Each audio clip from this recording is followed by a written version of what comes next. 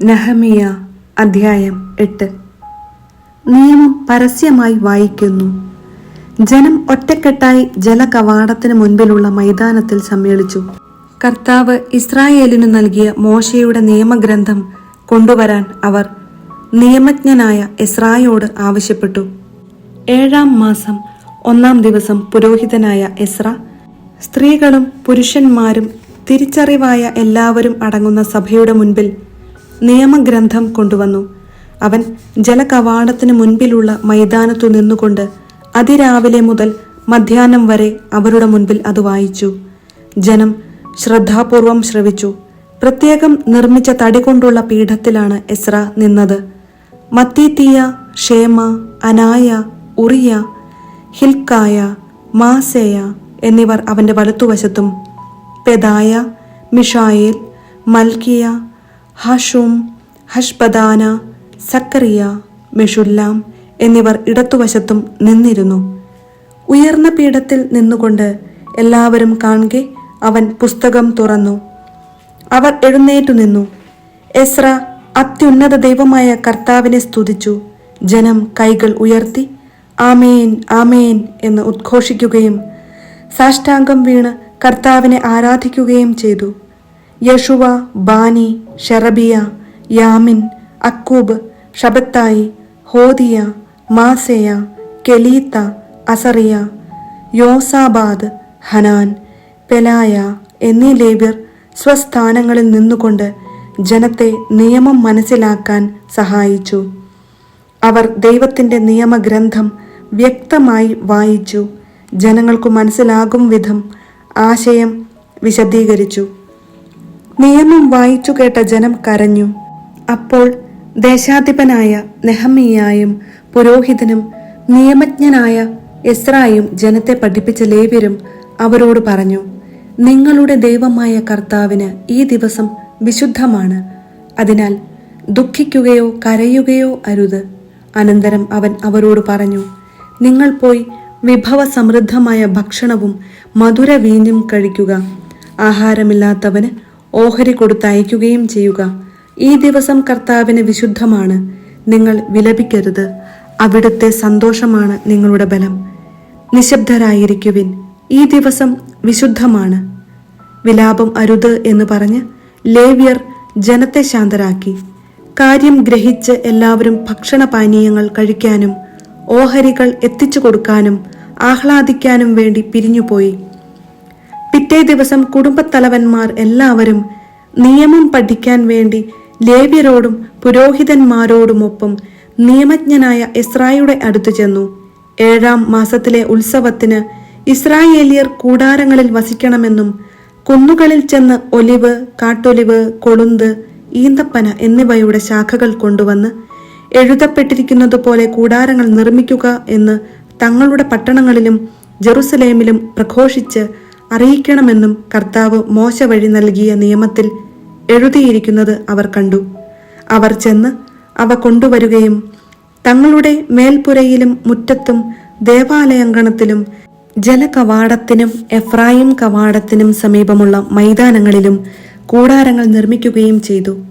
പ്രവാസത്തിൽ നിന്നു മടങ്ങി വന്ന ജനം കൂടാരങ്ങൾ നിർമ്മിക്കുകയും അതിൽ വസിക്കുകയും ചെയ്തു. അവർ വളരെ സന്തോഷിച്ചു. കാരണം നൂനിന്റെ പുത്രൻ ജോഷുവയുടെ കാലം മുതൽ അന്നുവരെ ഇസ്രായേൽ ജനം ഇപ്രകാരം ചെയ്തിരുന്നില്ല. ഉത്സവത്തിന്റെ ആദ്യ ദിവസം മുതൽ അവസാന ദിവസം വരെ എന്നും അവൻ ദൈവത്തിന്റെ നിയമഗ്രന്ഥം വായിച്ചു കേൾപ്പിച്ചു. 7 ദിവസം അവർ തിരുനാൾ ആഘോഷിച്ചു.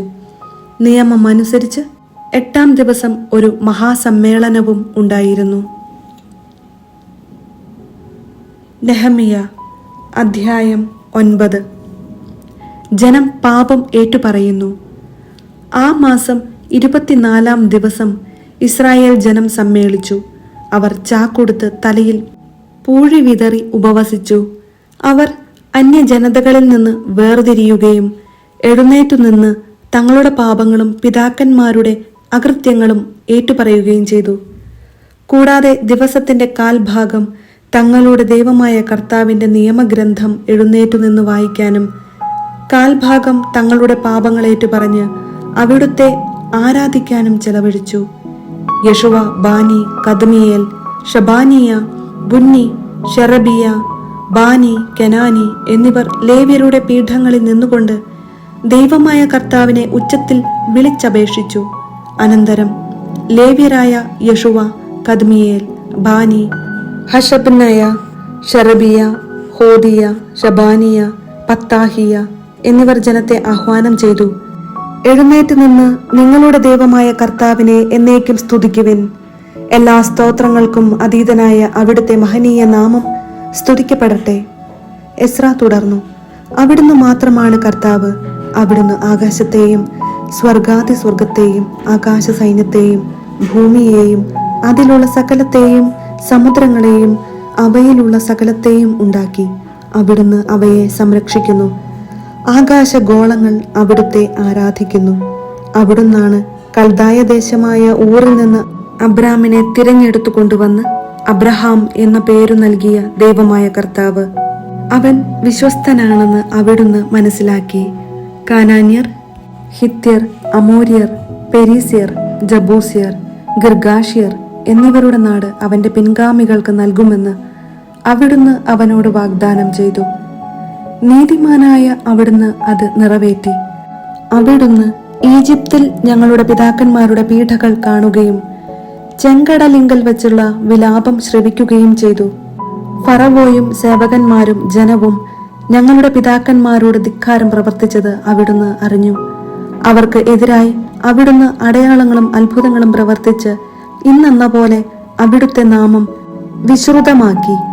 അവരുടെ മുൻപിൽ അവിടുന്ന് കടലിനെ വിഭജിച്ചു. ജനം ഉണങ്ങിയ നിലത്തിലൂടെ കടന്നു. അവരെ അനുധാവനം ചെയ്തവരെ അവിടുന്ന് കല്ലെന്ന പോലെ കടലിലാഴ്ത്തി. പകൽ മേഘസ്തംഭത്താൽ അവിടുന്ന് അവരെ നയിച്ചു. രാത്രി അഗ്നിസ്തംഭത്താൽ അവർക്ക് വഴികാട്ടി. സ്വർഗസ്ഥനായ അവിടുന്ന് സീനായ് മലയിൽ ഇറങ്ങി വന്ന് അവരോട് സംസാരിക്കുകയും ഉചിതമായ നിർദ്ദേശങ്ങളും നിയമങ്ങളും കൽപ്പനകളും പ്രമാണങ്ങളും അവർക്ക് നൽകുകയും ചെയ്തു. അവിടുത്തെ ദാസനായ മോശ വഴി വിശുദ്ധ സാപത്തും പ്രമാണങ്ങളും കൽപ്പനകളും അവർക്ക് നൽകി. അവിടുന്ന് അവർക്ക് ആകാശത്തുനിന്ന് അപ്പവും പാറയിൽ നിന്ന് ദാഹജലവും നൽകി. അങ്ങ് വാഗ്ദാനം ചെയ്ത നാടു കൈവശപ്പെടുത്താൻ അവരോട് കൽപ്പിക്കുകയും ചെയ്തു. എന്നാൽ അവരും ഞങ്ങളുടെ പിതാക്കന്മാരും ധിക്കാരവും ദുശാഠ്യവും കാട്ടി അവിടുത്തെ കൽപ്പന ലംഘിച്ചു. അവർ അനുസരിക്കാൻ വിസമ്മതിച്ച് അവിടുന്ന് പ്രവർത്തിച്ച അത്ഭുതങ്ങൾ അവഗണിച്ചു. ദുശാഠ്യക്കാരായ അവർ ഈജിപ്തിലെ അടിമത്തത്തിലേക്ക് മടങ്ങാൻ ഒരു നേതാവിനെ തിരഞ്ഞെടുക്കുകയും ചെയ്തു. ക്ഷമിക്കാൻ സന്നദ്ധനും ദയാലുവും കൃപാനിധിയും ക്ഷമാശീലനും അളവറ്റ സ്നേഹത്തിന് ഉടയവനും ആയ ദൈവമാകയാൽ അവിടുന്ന് അവരെ കൈവെടിഞ്ഞില്ല. അവർ ലോഹം കൊണ്ട് കാളക്കുട്ടിയെ ഉണ്ടാക്കി. ഇതാ നിങ്ങളെ ഈജിപ്തിൽ നിന്ന് മോചിപ്പിച്ച ദൈവം എന്ന് പറഞ്ഞ് ഘോരമായി ദൈവത്തെ ദുഷിച്ചു. എന്നിട്ടും കാരുണ്യവാനായ അവിടുന്ന് അവരെ മരുഭൂമിയിൽ ഉപേക്ഷിച്ചില്ല. പകൽ അവരെ നയിച്ച മേഘസ്തംഭവും രാത്രി അവർക്കു വഴികാട്ടിയ അഗ്നിസ്തംഭവും അവരെ വിട്ടുപോയില്ല. അവിടുന്ന് തന്റെ ചൈതന്യം പകർന്ന് അവരിൽ വിവേകം ഉദിപ്പിച്ചു. മന്നായും ദാഹജലവും തുടർന്ന് നൽകി. 40 വർഷം അവിടുന്ന് അവരെ മരുഭൂമിയിൽ സംരക്ഷിച്ചു. അവർക്ക് ഒന്നിനും കുറവില്ലായിരുന്നു. അവരുടെ വസ്ത്രം ജീർണിച്ചില്ല, പാദം വീങ്ങിയില്ല. രാജ്യങ്ങളെയും ജനതകളെയും അവിടുന്ന് അവർക്ക് ഏൽപ്പിച്ചു കൊടുത്തു. ദേശമെല്ലാം അവർക്ക് അധീനമാക്കി. അവർ ഹെഷ്ബോൻ രാജാവായ സീഹോന്റെയും ബാഷാൻ രാജാവായ ഓഗിന്റെയും രാജ്യങ്ങൾ കൈവശപ്പെടുത്തി. ആകാശത്തിലെ നക്ഷത്രങ്ങളെപ്പോലെ അവരുടെ സന്തതികളെ അവിടുന്ന് വർദ്ധിപ്പിച്ചു. അവരുടെ പിതാക്കന്മാരോട് കൈവശമാക്കാൻ കൽപ്പിച്ചിരുന്ന ദേശത്തേക്ക് അവിടുന്ന് അവരെ നയിച്ചു. അത് അവർ കൈവശമാക്കി. തദ്ദേശവാസികളായ കാനാന്യരെയും അവിടുന്ന് പരാജയപ്പെടുത്തി. അവരോടും അവരുടെ രാജാക്കന്മാരോടും ഇഷ്ടം പോലെ പെരുമാറാൻ അവിടുന്ന് തന്റെ ജനത്തെ അനുവദിച്ചു. സുരക്ഷിത നഗരങ്ങളും ഫലഭൂയിഷ്ടമായ പ്രദേശങ്ങളും അവർ പിടിച്ചടക്കി. വിശിഷ്ട വിഭവങ്ങൾ നിറഞ്ഞ വീടുകൾ, കിണറുകൾ, മുന്തിരിത്തോപ്പുകൾ, ഒലിവ് തോട്ടങ്ങൾ, ഫലവൃക്ഷങ്ങൾ എന്നിവ ധാരാളമായി അവർ അധീനമാക്കി. അവർ തിന്നുകൊഴുത്തു. അവിടുന്ന് നൽകിയ വിശിഷ്ട വിഭവങ്ങൾ അവർ ആസ്വദിച്ചു. എങ്കിലും ധിക്കാരികളായ അവർ അവിടുത്തെ എതിർക്കുകയും നിയമത്തെ അവഗണിക്കുകയും ചെയ്തു. അങ്ങയുടെ അടുക്കലേക്ക് മടങ്ങി വരാൻ ഉപദേശിച്ച അങ്ങയുടെ പ്രവാചകന്മാരെ വധിക്കുകയും അങ്ങയെ ആവർത്തിച്ച് നിന്ദിക്കുകയും ചെയ്തു. അവിടുന്ന് അവരെ ശത്രുകരങ്ങളിൽ ഏൽപ്പിച്ചു. ശത്രുക്കളുടെ പീഡനമേറ്റ് അവർ അവിടുത്തെ വിളിച്ചപേക്ഷിച്ചു. സ്വർഗത്തിൽ നിന്ന് അവിടുന്ന് അവരുടെ പ്രാർത്ഥന കേട്ടു. കാരുണ്യാതിരേകത്താൽ അവിടുന്ന് രക്ഷകന്മാരെ അയച്ച് അവരെ ശത്രുകരങ്ങളിൽ നിന്ന് രക്ഷിച്ചു. എന്നാൽ സ്വസ്ഥത ലഭിച്ചപ്പോൾ അവർ വീണ്ടും തിന്മ ചെയ്തു. അവിടുന്ന് അവരെ ശത്രുക്കൾക്ക് ഏൽപ്പിച്ചു കൊടുത്തു. ശത്രുക്കൾ അവരുടെ മേൽ ആധിപത്യം പുലർത്തി. അവർ അവിടുത്തെ വിളിച്ചപേക്ഷിച്ചപ്പോൾ അവിടുന്ന് സ്വർഗത്തിൽ നിന്ന് അവരുടെ പ്രാർത്ഥന കേട്ടു. അങ്ങനെ കാരുണ്യാതിരേകത്താൽ അവിടുന്ന് പലതവണ അവരെ രക്ഷിച്ചു. നിയമം അനുസരിക്കാൻ അവിടുന്ന് അവരെ അനുശാസിച്ചു. എങ്കിലും അവർ ധിക്കാരപൂർവം അവിടുത്തെ കൽപ്പനകൾ ലംഘിച്ചു പാപം ചെയ്തു. ജീവദായകമായ അവിടുത്തെ അനുശാസനങ്ങൾ പാലിച്ചില്ല. ദുശാഠ്യക്കാരായ അവർ മറുതലിച്ചു കൊണ്ടിരുന്നു. വളരെ കാലം അവിടുന്ന് അവരോട് ക്ഷമിച്ചു. പ്രവാചകന്മാരിലൂടെ അവിടുത്തെ ആത്മാവ് അവർക്ക് താക്കീതു നൽകി. എന്നിട്ടും അവർ ഗൗനിച്ചില്ല. അതിനാൽ അവിടുന്ന് അവരെ ജനതകൾക്ക് ഏൽപ്പിച്ചു കൊടുത്തു. എന്നാൽ കാരുണ്യാതിരേകം നിമിത്തം അവിടുന്ന് അവരെ നിർമൂലമാക്കുകയോ പരിത്യജിക്കുകയോ ചെയ്തില്ല. അവിടുന്ന് ദയാലുവും കൃപാനിധിയുമായ ദൈവമാകുന്നു.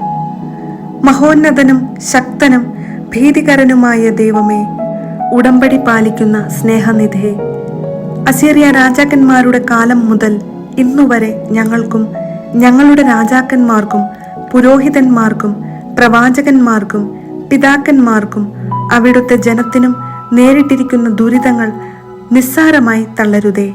നീതിയുക്തമായാണ് അവിടുന്ന് ഞങ്ങളെ ശിക്ഷിച്ചത്. അവിടുന്ന് വിശ്വസ്തയോടെ വർത്തിച്ചു, ഞങ്ങളോ ദുഷ്ടത പ്രവർത്തിച്ചു. ഞങ്ങളുടെ രാജാക്കന്മാരും പ്രഭുക്കന്മാരും പുരോഹിതന്മാരും പിതാക്കന്മാരും അവിടുത്തെ നിയമങ്ങളും കൽപ്പനകളും താക്കീതുകളും അവഗണിച്ചു. സ്വന്തം രാജ്യത്ത് വിശാലവും സമ്പന്നവുമായ ദേശത്ത് അങ്ങ് നൽകിയ സമൃദ്ധി ആസ്വദിച്ചു കഴിയുമ്പോഴും അവർ അവിടുത്തെ സേവിച്ചില്ല. ദുഷ്പ്രവൃത്തികൾ ഉപേക്ഷിച്ചതുമില്ല. സൽഫലങ്ങളും നൽവരങ്ങളും ആസ്വദിക്കുന്നതിന് അവിടുന്ന് ഞങ്ങളുടെ പിതാക്കന്മാർക്കു നൽകിയ ദേശത്ത് ഇന്ന് ഞങ്ങൾ അടിമകളാണ്. ഞങ്ങളുടെ പാപങ്ങൾ നിമിത്തം ഞങ്ങളെ കീഴ്പ്പെടുത്താൻ അങ്ങ് നിയോഗിച്ച രാജാക്കന്മാർ ദേശത്തിന്റെ സമൃദ്ധി അനുഭവിക്കുന്നു. ഞങ്ങളും ഞങ്ങളുടെ കന്നുകാലികളും അവരുടെ വരുതിയിലാണ്. ഞങ്ങളുടെ ജീവിതം ദുരിതപൂർണമാണ്. ഉടമ്പടിയിൽ ഒപ്പുവയ്ക്കുന്നു. തന്മൂലം ഞങ്ങൾ ഒരു ഉടമ്പടി എഴുതിയുണ്ടാക്കുകയും നേതാക്കന്മാരും ലേവ്യരും പുരോഹിതന്മാരും അതിൽ ഒപ്പുവയ്ക്കുകയും ചെയ്യുന്നു.